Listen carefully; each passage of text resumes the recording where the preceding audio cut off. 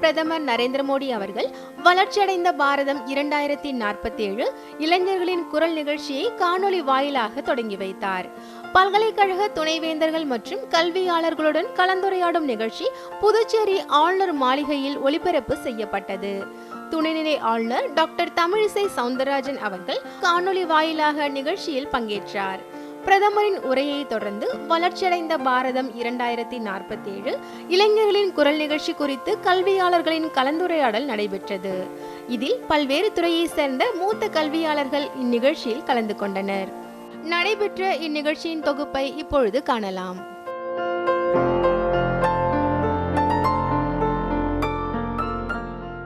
The former US president who got the Nobel Prize for Climatical Change. He published a famous paper, An Inconvenient Truth. There are two inconvenient truths in this world. It is not only for India. Sustainable economy, these two have to go hand in hand. Ecology and economy are complementary to each other. So this is the very important note everyone should carry while in the sectors of education, health, development, infrastructure, whatever it is. If not, economy would not be a thriving but deteriorating. Demographic dividend is the biggest resources to us. The population now is almost 144 crores. India is one of the youngest nations with a median age of 29, in which 20% of the world population, India has 20% of young population. Using this dividend well, we can make India into a 𝐕क्षित It is the biggest boon of our country. I have found is a sustainable energy. The human resource is the sustainable energy. This globe, whatever we are speaking, whatever we are doing for human beings. So enriched human resources would be natural, sustainable energy. This energy to be converted for sustainable economy. Age between 23 to 50, sustainably having 27 years, almost 3 decades, this resource can be utilized properly. There will be a sustainable economy. Even very easily we can reach by 2047. Sustainable economy is at hand if this resource is utilized properly. This will be the assured economical growth or guaranteed economic growth. So plain mechanism to be evolved. So it is the duty of the vice chancellors, the people, principals, deans, secretaries, who are all in academicians as well as administrators. Plain simple mechanism to be developed to enrich the resources as well as to enforce the resources in the track of sustainable economy. So in the colleges, in educational institutions, there should be a curriculum designed in such a way to translate the talents into money. Instant money is to be guaranteed for the talents and the skills of the people. Sustainable energy assures sustainable economy. All the students must be self-made. They should not expect any subsidies. They should not expect any scholarship for their growth. We have to motivate them as to be the earning members, not the depending members. So that nature is to be developed in them. So to develop that nature, 3 things to be carried.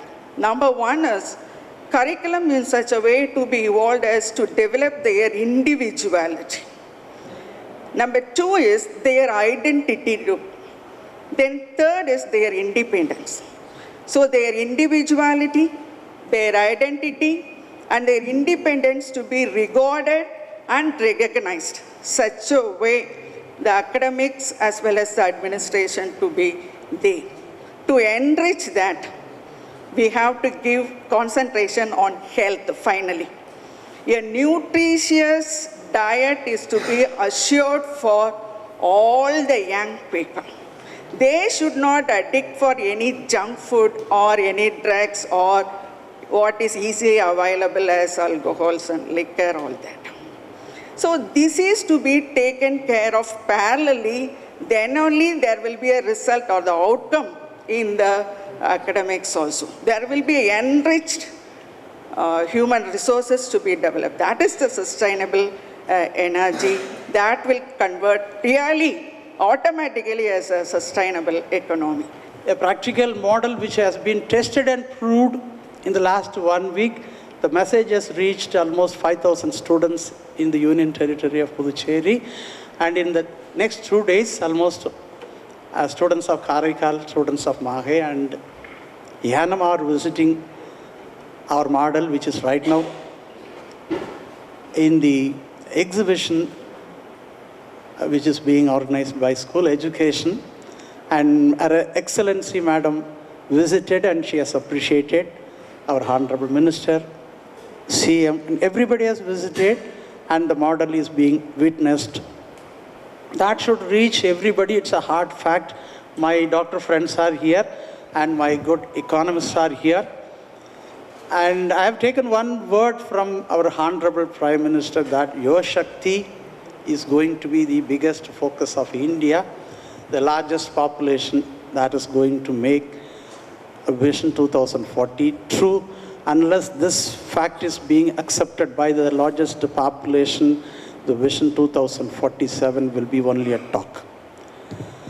Right now, whatever they eat in the form of rice, sadama, idliya, dosaya, uttapama, அத்தனையும் விஷம் நீங்கள் கண்ணுக்கு எதிரில் பார்த்துக்கிட்டு இருக்கிறீங்க. இப்போ அவங்க சாப்பிட்ற அரிசி 100% carbohydrate.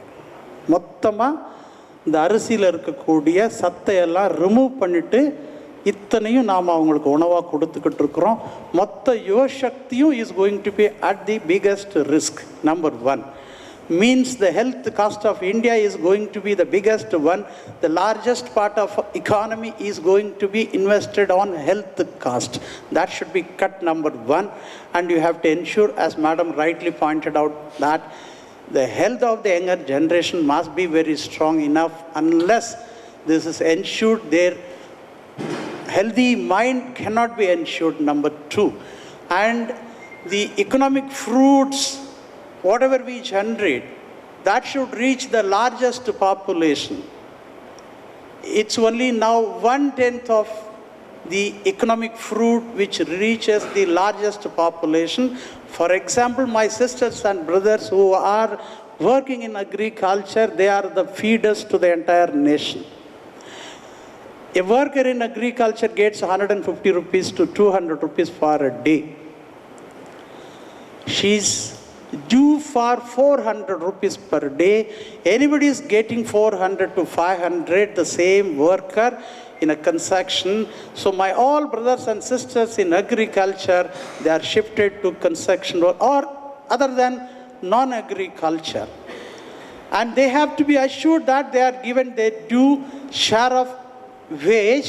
I have got the model that they will be given 200 to 400. And my brothers and sisters who are producing all agricultural commodities, I have got one model. A paddy, if you take a bag of 75 kgs of paddy, now my brother is taking only 1,500 rupees and goes away. But the paddy reaches 15,000 rupees at some point of economy. So the 1/10 reaches my producer, for which he has to wait for 6 months.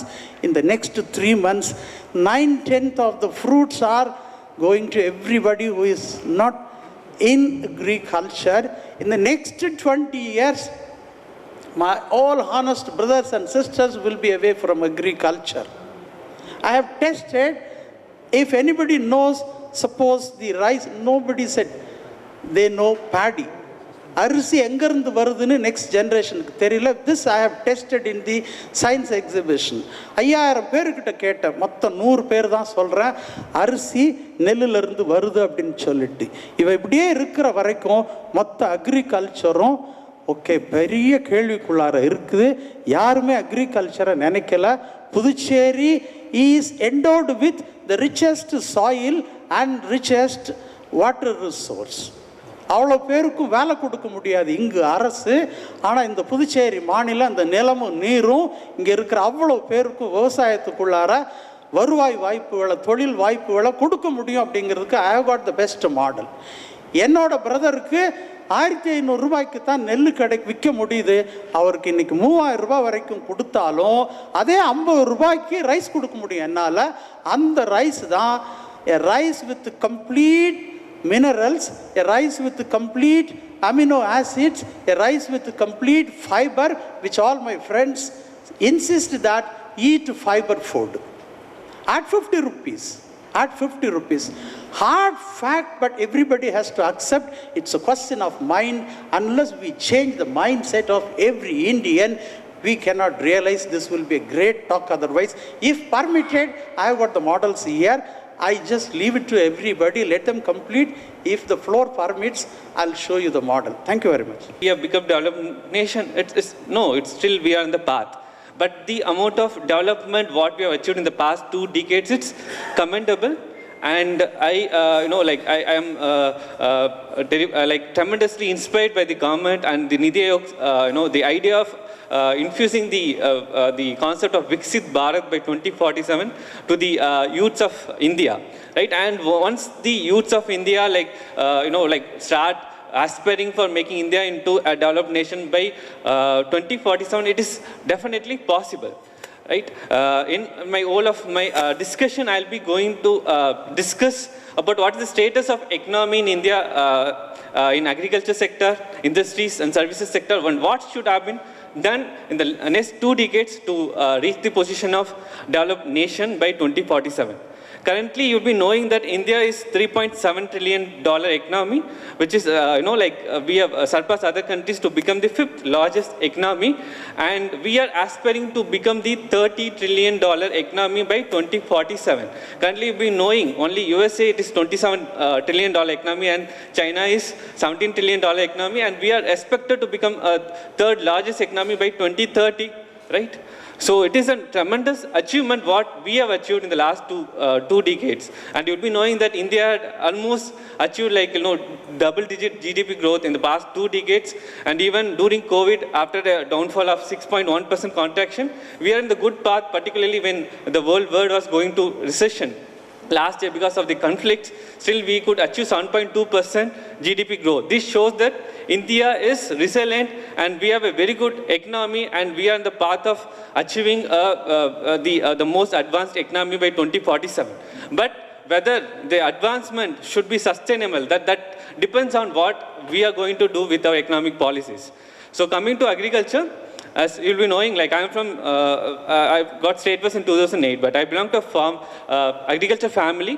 And I know the pain of being a farmer. You'll be knowing, agriculture is the biggest sector of India, and more than 53% of Indian population is employed in agriculture. But what is the GDP growth of agriculture? It contributes only to 17% GDP, and only 3% annual growth is there. So agriculture is more become it's not it's less profitable, or more at time it is like the farmers have to do this thing because they have they know the value of the life. But how we are going to make agriculture into profitable? So there's a lot of research need to be done, and we should make sure that the agriculture should be sustainable. And what is the biggest threat with the agriculture now? Desertification.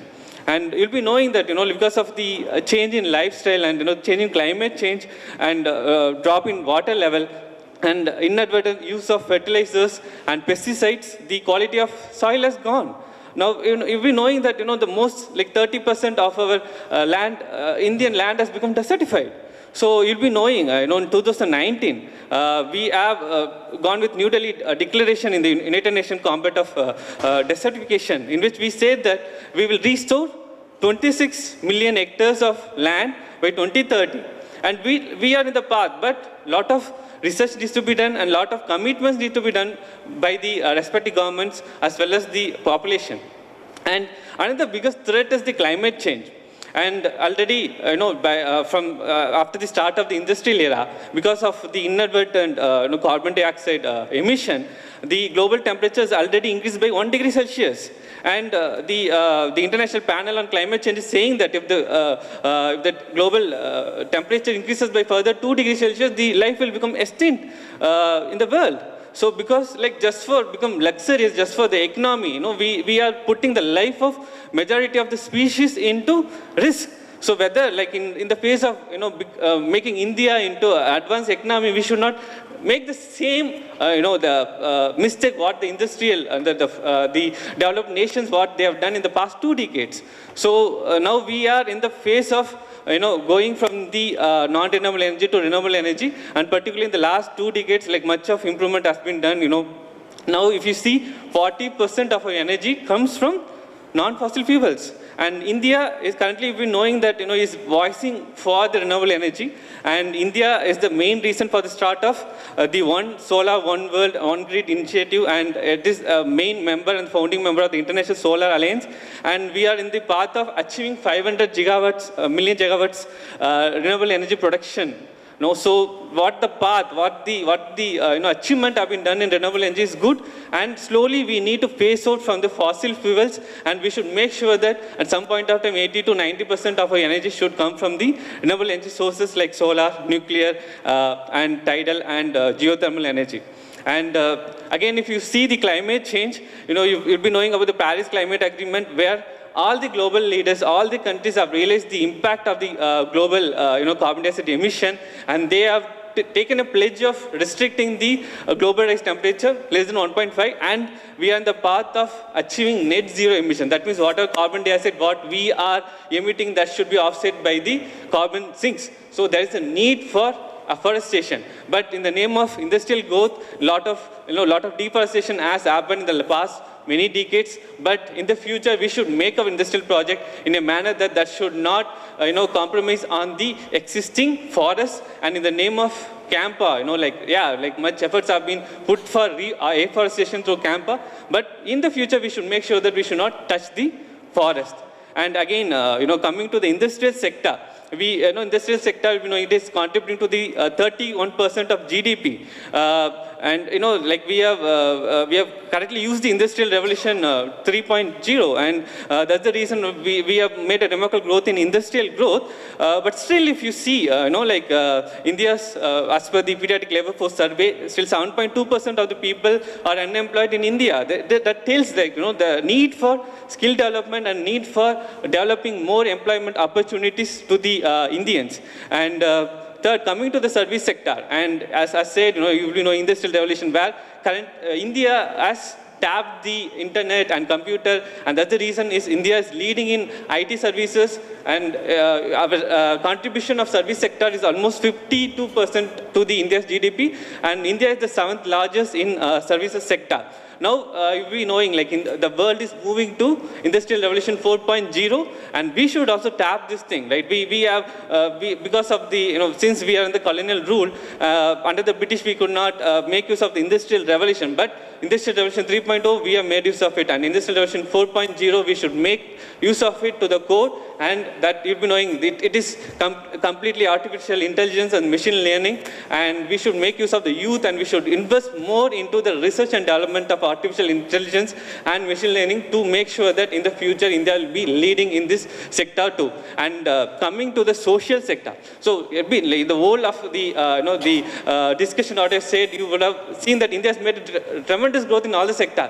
But if you see in the social milestones, we are lagging behind. If you see, the Human Developmental Index, India is ranked 132, and the current value of 0.632 is less than the previous value. And if you see the World Hunger Index, and India is ranked 111, and World Gender Inequality Index, India is 121, and World Press Freedom Index, we are lagging behind. Where we are lagging? and poor people, and also it should be inclusive, it should reach the last milestone, and it should not be, the economic growth should not be in a way that the equality is widening. It should be equitable growth, and it should focus on all the development, right from urban till rural, and then future, right from education, health, and every sector, like India should be in the top position, rather than only going with the GDP, only going with the nominal GDP can't help, but the GDP growth should be sustainable, and it should be equitable, and without affecting the existing environment and the life, and it should make sure that the future generation should be living happier, and rather than in a state of extinction, right? And I thank everyone for giving me the opportunity. I would like to quote one Tirukkural. உள்ளுவதெல்லாம் உயர் உள்ளல் மற்றவை தள்ளினும் தள்ளாமை நன்று. Whatever you aspire, you should aspire for very high levels. The lotus flower, if there is less water, the stem is very short. It will be floating on the water. If the water rises, still the stem also will rise and it is floating. So I think that is the vision that the Prime Minister has given us today, that why component. We need to grow up, we need to stand up. That's the why. Then how can we do how? How component? There are two ways in which we can do. One is we need to think about how are we designing this particular project. And when we design projects, it's always a backward design. We decide what is the outcome that we want to reach, and to reach that outcome, what is that we are going to do, and to do those things, what are the resources we require, human resources, what is the economic or money we require, how much of time is required, how much of effort is required. When we actually deliver it, we need to actually have a forward thinking or delivery system. So what I can do, that's a very nice quote which says that don't ask what the country did for you, but ask what you have done for the country. I think we need to do everything which is possible in our setup, in our realm, or whichever hat we are wearing, so that we would be able to take this. So we need to have an inclusive design and an inductive delivery to achieve this process. And what we can do as medical professionals to ensure that this is done, that's a question which I would like to ask. We need to invest in health, not in actually after you become sick, taking care, fine, we are doing it very well now. But what we need to do is not even preventive investment, but it is primordial prevention. Okay, ensure that the health is taken care at the beginning itself, at the school children level itself, their oral health, their nutritional health, everything. It is done at that level rather than think about how to prevent or how to cure diseases. So that's the first thing. And we need to think about public health initiatives. We need to invest, we need to put money into that. The second most important area what we should all be contributing is towards medical research and innovations. I mean medical research which makes a societal outcome rather than comes up with a white paper on saying something is published somewhere. So for this, we need to invest a lot in technology. Technology is growing leaps and bounds, and we need to keep up with that, and we need to collaborate with them. And for that, we need to actually get along with the industry and ensure that this is done. We also need to think about how we are going to invest in healthcare infrastructure, not only in the tertiary or the super specialty hospitals, but also at grassroots level PHCs and all that, and develop the skill of people who are working in those areas. So those are the small initiatives which would go in a long way to make sure that this aim is achieved. And the last but not the least is the community engagement. Unless we get a buy-in from the community, like how we bought buy-in for Swachh Bharat, right? Nowadays, nobody throws the garbage in front of their houses. They go to the bin and throw. So we need to ensure that kind of community engagement comes. And these things, gentlemen and ladies, they say that Rome was not built in a single day. It took almost 7 centuries for Rome to be built. So to build this 2047, we still need to take one step at a time, one person at a time, one institute at a time, and one place at a time. Then we would be able to achieve this. Already there is a lot of changes. I think now in everyday life we have technological thing. Without cell phone you can't do that. So any particular thing, technology has an impact. But this impact is not sufficient for us. As I have mentioned earlier, agriculture and some other societal problems need to be solved much more higher than what we are thinking. So that means we need a lateral thinking rather than a common thinking. So that normally the lateral thinking comes from students quite a lot. I think that is a vision our Prime Minister has made it, and I think this is one big example of inclusive approach. Whatever you talk about it, so the inclusive from every aspect from the students, if we get a good lateral thinking ideas, I think that is going to make our country what you call as a Bharat Nirman. So that is what it is really required. For example, now we get at universities and colleges, we see that most of the students who come from the arts or science or commerce, they are all coming from the poor background and middle class background. But if you look at the engineering and the technology and then medicine, then it's not that most of them are preferring for the poor. The poor is the one which is coming from there. For the science and then arts and this commerce, most of them coming from the poor background. They are all, majority of them, they are coming from the government schools. So the primary schools and then the secondary schools that are presently available in our country, they should be provided the infrastructure and then the facilities on par with the Kendriya Vidyalayas. Now the Kendriya Vidyalayas, they have the very good infrastructure, furnitures and then teachers. Similarly, the primary schools which are there in the villages, they should be given provision. They should be given the infrastructure. They should be given furnitures. Then we can attract the people from the villages. They will come and do the science and then they will involve in the innovation. We say that ISRO, we see that there are many of the scientists who are in the launching our rockets, they are all from the normal colleges. That's the thing we see there. Second point is science, mathematics and then English. That can be throughout the country, can be the same. I mean, whatever science is common for everybody. Mathematics is common for the country. It need not be from a different curriculum from the state to state. English can be throughout the country, can be same. So therefore, we can have the uniform science and then uniform mathematics and science and then English. But of course, the language and social science can be different from state to state. In the past 10 years, as the number of IITs, ISERs and NITs are increasing, the number of the numerous projects and other things for the science innovation given to the universities, state universities and central universities are getting reduced because large chunk is going to the big premier institutes because they are all the premier institutes, but the state universities and central universities they are getting lesser funding towards the research. But we see a lot of science students, the universities and colleges and then the state and central universities, they are producing large science graduates for the country. These science graduates are going to become PhDs, they are going to become postdocs and they are going to become involved in the innovation for the 2047. For that, we require the base work. That the enough contribution towards the universities and then the state universities and central universities has to be increased. There is a Pareto rule is there, which we call it as a 20-80% rule. It's found by Italian economist, okay, which says that 80% of the property is won by 20% of the people. Okay, this rule can be applicable to any situation. That's what he has told. And for example, in an organization, the organization is successfully conducted because of 20% of the people. Okay. Similarly, if you work for, if you're writing a program, okay, you can see 20%, if you concentrate, 80% of the errors can be removed. So this rule is applicable, very popular rule. In that way, as our Vice Chancellor told, the channelizing the students, okay, for invention, for creating awareness of invention, really bring that 80% of the desired effect. I strongly believe it. I am also going to give my thought in this. Okay. So first of all, whether we have any problems, very few problems to solve or a lot of problems to solve.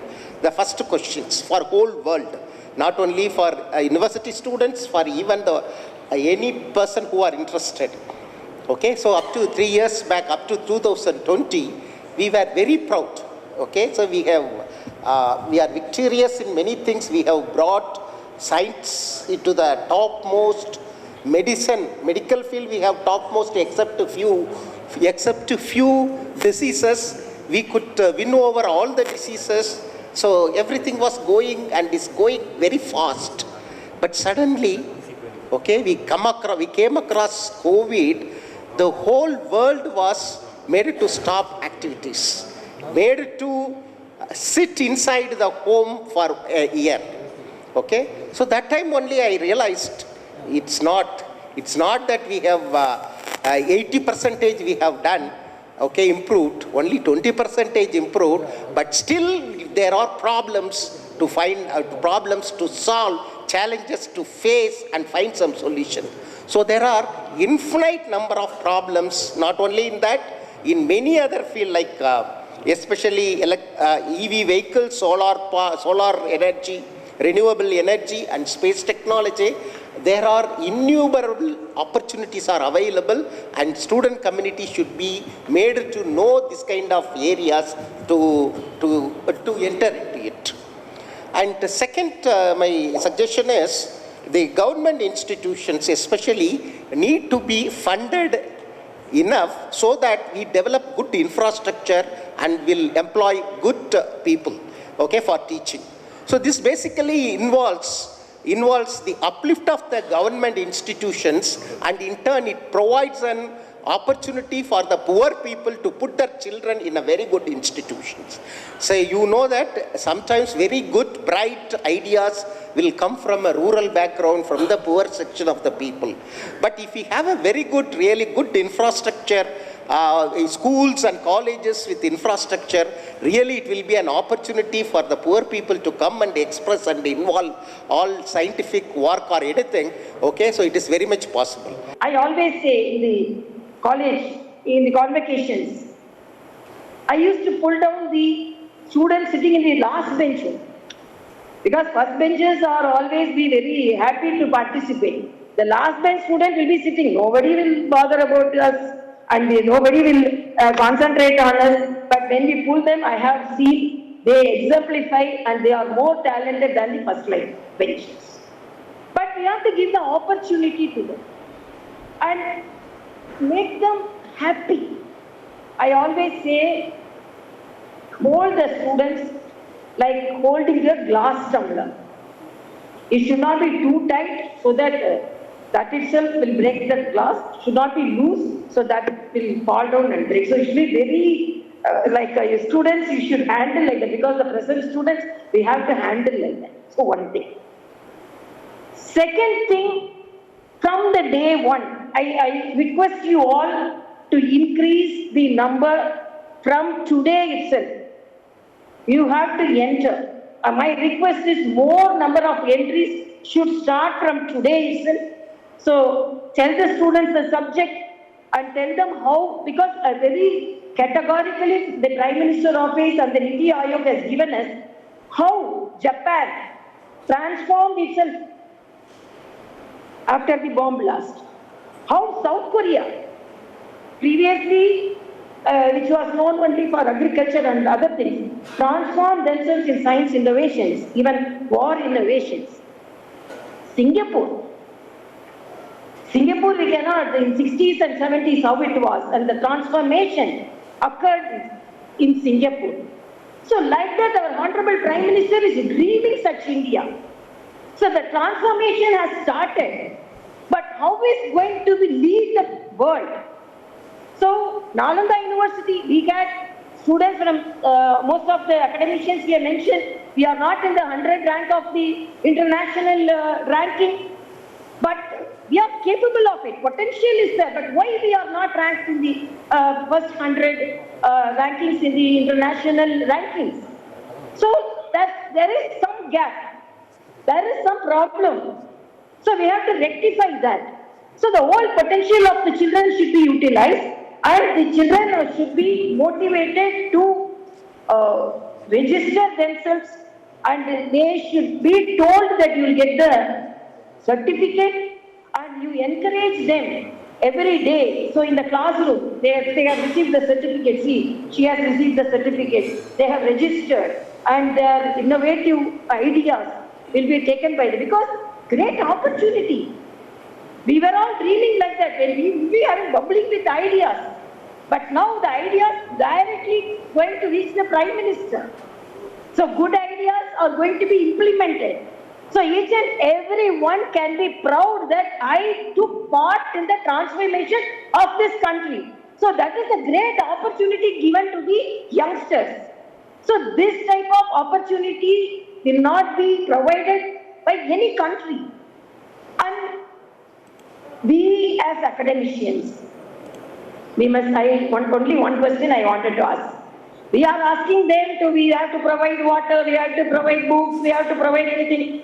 Did you ask your students how many of them voted in the recent election? Definitely the number will be less. No, students. You asked how many of them voted, a percentage. Huh?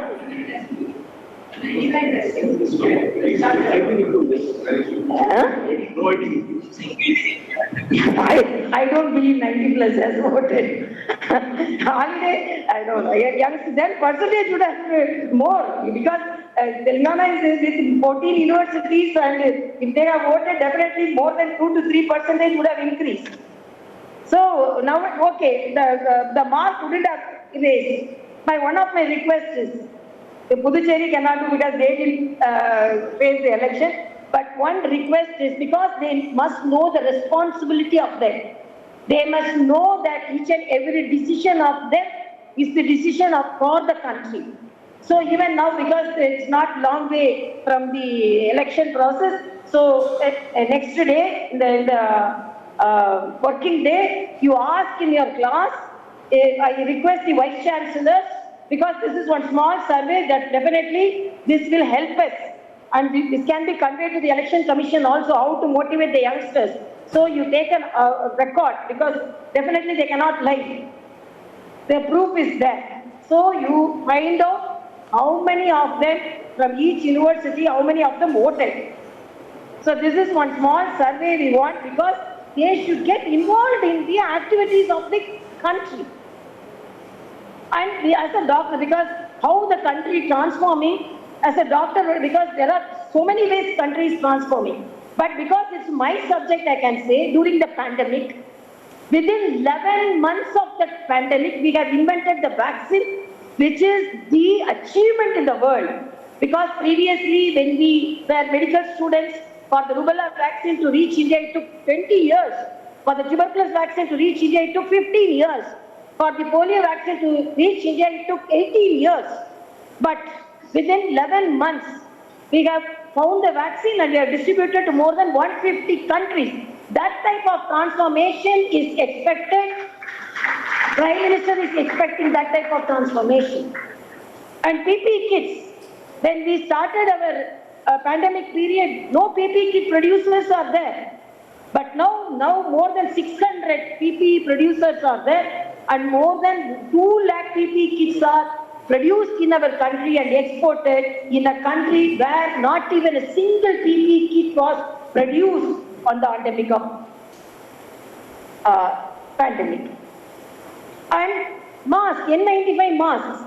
So within the, you have to judge the king during the challenging period. Smoother way we can, anytime we can say. But during the challenging period, when everyone was under lockdown, when everyone was isolated, our government, our Prime Minister was motivating. I know from Coimbatore, the banyan producers were called, because it's almost knitting, almost aligned with that. So PPE production was given to them. So why I am telling, so within 10 to 11 months, we transformed our need. For example, ventilators. 200% increase in the number of ventilators, ICU beds, oxygen. 45 lakh deaths has been prevented in this country. Vikshit Bharat is to develop the country in 2047. Basically, we have many technological developments, innovations, everything are there. But the major thing is it has to start from the students. But the students, they are able to do projects, presentations, they are doing many things. But whether they are thinking in the, whether they have the social responsibility, that is very important. That is like, here, now we are teaching the students You have to be more responsible. You have to see, suppose if you consider the water conservation, we have to follow that recycle, reuse and reduce. That has to be followed. And even if everything is given, they have to know how to reduce the usage, how to recycle the items, and how it can be reused. Those things are required. But those things are not done by many of the students. Nowadays, the students have been given with all the facilities, whether it is rich or poor. Most of them, they got everything. But even poor students also, if they earn money, they will get everything. That is the thing they have learnt from the beginning. Okay, so they are, that is the point. But they have to think responsibly. That is more important. And instead of we teach them, if they are thinking in this aspect, then they can do many things, which is very important to the society. They can actually go for, if you consider the traffic rules, that based on the technology, they can put many cameras and all the networks can be connected. They can find how people are not going in the proper direction. That is possible. And when we consider the building, the green energy can be included. So those things, they have to link with the social responsibility. So if they are in a position to think how to develop the country, how to reduce all these problems, then definitely they can come up with good solutions. So now we are giving all the nation's responsibilities to the students. If they are giving some suggestions, they have to think from all these categories. See, like healthy food. Now most of our students are not taking healthy food. They are going for junk food. The major reason is they are not thinking. So we have to include more sports-related courses that increases the healthiness, and they also have to learn it. They have to know that when they are eating this type of food, then what will happen to them. Okay, if they know that, then only they will be able to teach the country. They will give the solutions to other people. Only with education, that is also to earn that will not help. Okay, we see when we consider the electronic waste. So everybody have mobile phones. They are using it, and there are radiations coming. And after using it, they are throwing it. What will happen to the society if it is thrown? If you have a huge electronic waste, at your stage, what will happen to the society? So who has to think it? The people the young generation who are always with the mobiles and always with all the electronic items, they have to think it. They should not simply throw it. So all these things are very important. And another thing is the security point, cyber security. When we see that because of this mobile and all the technical developments, the security, that is whatever the payments we are giving, that is going to some people, and people are trying to extract the money from other people. Those type of threats are there, and again threats against women, children, all are possible. So those things are, see, the young minds has to think all the aspects, and they have to think how to solve this.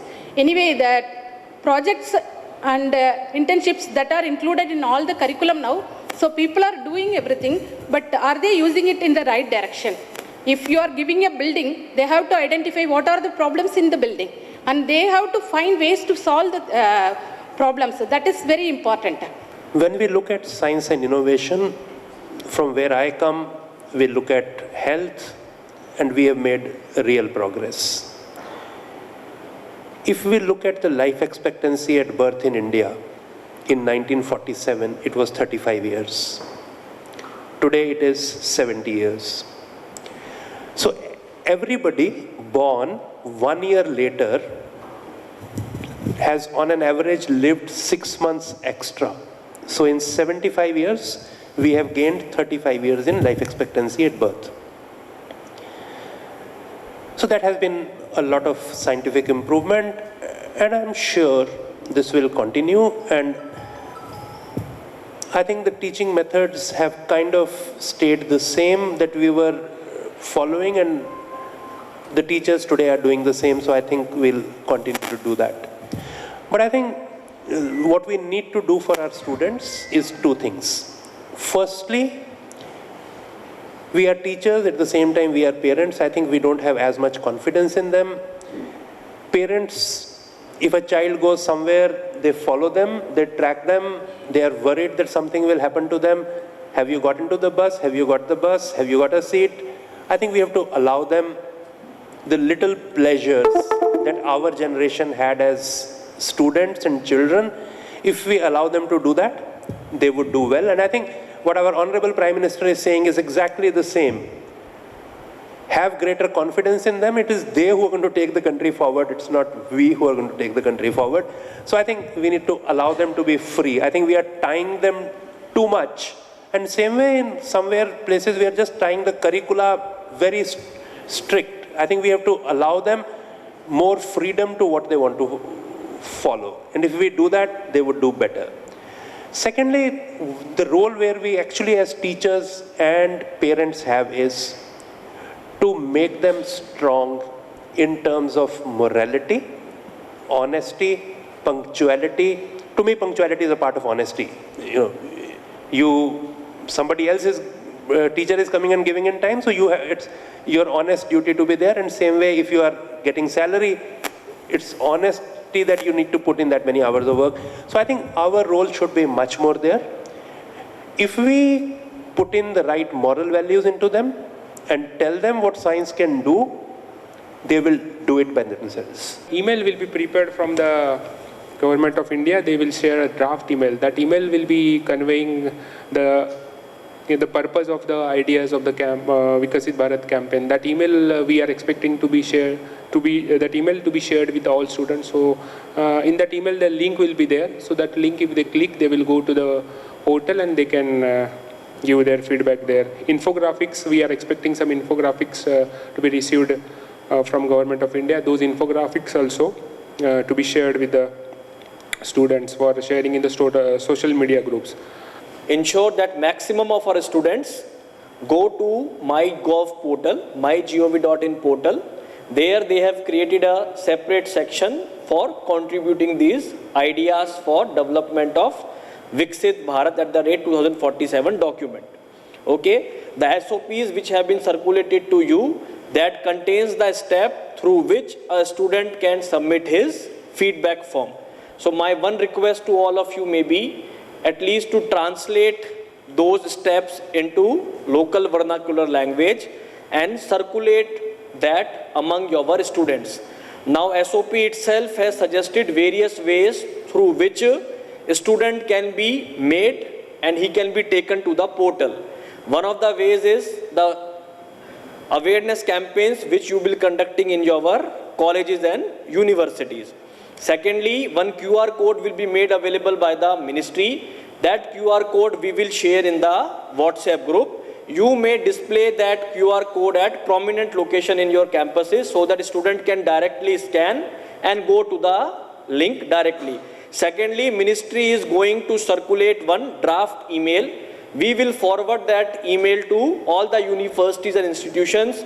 You are requested that generally universities have repository of all the email IDs of the student.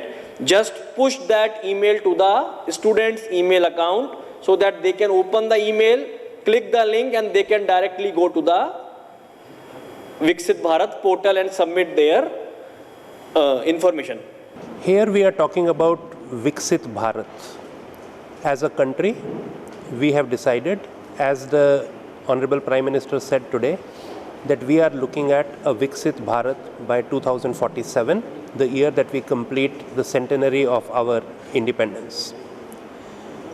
For the country to be developed, it's important that each of us 140 crore contributes. In Hindi we say, "Boond boond se ghada bharta hai." It is everybody's contribution that has to get together, and only then can the country develop. Our youth are much better than we were at their age.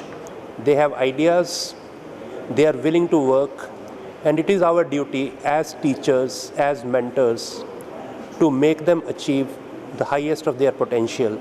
And for this, we will need to engage them. We will have to tell them that they are responsible, they need to engage, they need to take part, they need to own up the program to take the country forward. And once every one of us does that, the country is surely going to go up and find its natural place on the earth. The students are going to be the architects of tomorrow, and they are going to Nirman the Bharat.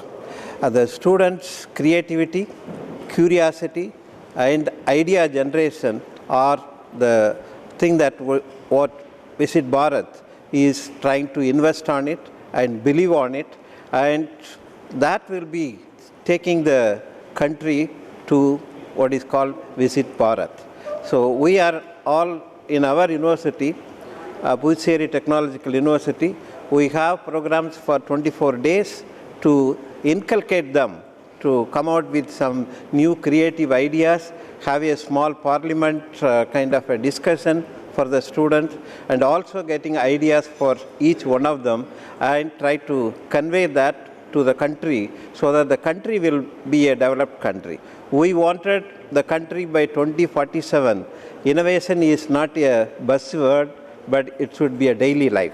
That kind of way, our students will be modified and try to come out with very good ideas to make our country whole. I feel strongly we should also concentrate on not only industry, but also agriculture and our day-to-day life, like solid waste management and other what the public that it needs. So the students have to think over in a different way, more on not only for technology, but also on the societal life. So that's what my request, and I hope that this initiative is going in a long way to make our country to be #1 country in the world. Today we heard about Visit Bharat 2047. Our Honorable Prime Minister has talked about how to make Bharat a developed country.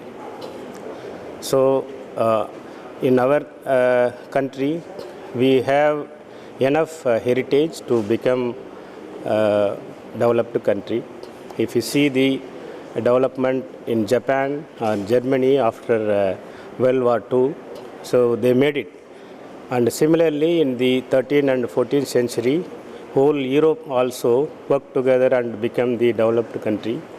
But same thing, we can also do it. We have our own heritage, we have our own knowledge, and we have all infrastructure also. Definitely keeping this 2047 as the target to make our country proud and country a developed country, it is possible. In this aspect, our in Pondicherry University has planned so many activities for the up to 25th December to make this event more reachable to the students, and we have many outreach programs we have organized in our university also. So together definitely we can make developed India by 2047. This is the Visit Bharat 2047 is a very good the program. This initiative is also very good. In this occasion, I should thank the most respectful and the Honorable the Modi ji has inaugurated this event. Even through in 2015 in Niti Aayog, the total fund is allotted for this is 600 crores in 2015 itself. This Visit Bharat is a very good program which aims to see our India is a developed country in 2047. For that, they have arranged a lot of programs in our college, Manakula Vinayagar Engineering College also. We have arranged various programs up to 24th of December. Then how the young mind can be tuned towards in a right way to see the developed country, because the young mind is having a lot of potential to do a lot of innovations technologically. So that if we are motivating the young mind in a right way, the achievement is really achievable one very soon. And as per our Prime Minister, one nation, one India, and one Indian. That was the unique approach, and that's where we all belong to as on today. And this program of the goal of 2047, aiming at the youngsters I think in our basic Tamil, we always said, Thambi Udayan Padaikku Anjan. So naturally, we had been counting on youngsters all throughout this century perhaps. So naturally, this concept is nothing new to Tamil Nadu, and we will take up our Mr. Modi ji's initiative of initiating, encouraging and instilling all the country's goals into the youngsters' minds through as faculties and teachers. And as he said, that's the best way to inculcate into the young minds who are going to be the architect of this country in future. So no wonder 2047, with this approach, with this concept, India will become a developed country as envisaged or otherwise as calculated by our Prime Minister Mr. Modi ji and his government. This concept, Viksit Bharat 2047, is well-conceived plan. When a plan is conceived well, it reaches 50% success already. And you know, the major concept involves the advantage of youth, the efficiency of youth. So we already have more advantage of the demographic dividend. The young youth population is more in India, so that can be properly channelized to achieve this goal. Our institute is being a research institute. We are trying our level best to introduce innovation and other latest technology in the minds of the youngs. Thereby, we can achieve the goal set up by our Honorable Prime Minister and the entire nation. We are glad that today our Prime Minister has launched the Viksit Bharat 2047. The aim of this program is mainly to make our youth feel the sense of responsibility and their duties in the development of our nation. And also, each youth who are educating or graduating, it's not that they simply get the degree or certificate. It is the skill that they learn, and based on the skill, what is implemented and how best they can become an entrepreneur and how best they can serve the society and the nation is more important. So in this direction, we will take forward the message from our Prime Minister and implement all steps to strengthen the skill development in our institute, and we are also planning to start the incubation hub.